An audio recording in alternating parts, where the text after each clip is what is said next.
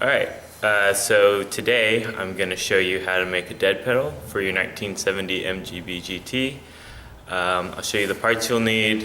You'll need a welder, I think, but we'll find out. Here we go. Alright, so for today's job I'll show you the materials that you'll need.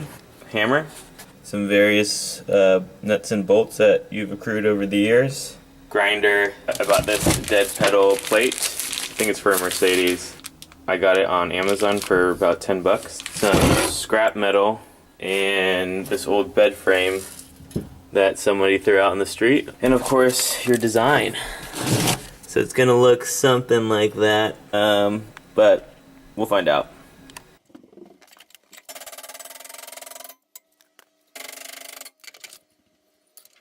Alright, so this is basically a 90-degree angle now. I'm going to rest the dead pedal on it like so, at probably about this angle.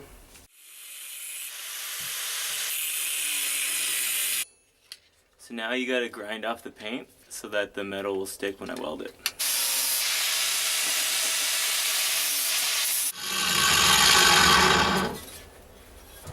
I have my welder hooked up. And if you see here, I'm going to attach the brackets to the back side of the panel. Looks pretty gross, but so it's gonna go onto the side panel of my car like this. I was thinking of doing extenders like this on the other side, but after feeling how strong this is, I mean, look how thick that steel is. I mean, it's not going anywhere. So I think I'm just gonna drill some holes right here and here and here and here. No, I'll just probably do 1, 2, 3, and then put it on the car. And we'll have a dead pedal. Well, actually, I'll paint it first, and then we'll put it on. So yeah.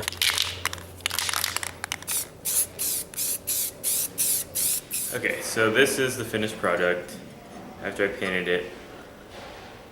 So what I'm going to do first is attach it, and then I will put on the plate.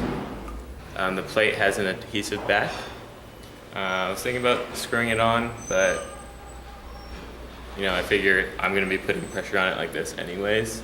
If it moves, I'll just bolt it on later, but I like the clean look so far. So I'll show you guys what it looks like once it's in the car. I used 3 bolts to attach it. They're self-drilling bolts. 1, 2, 3. And now we have a dead pedal. Thanks for watching.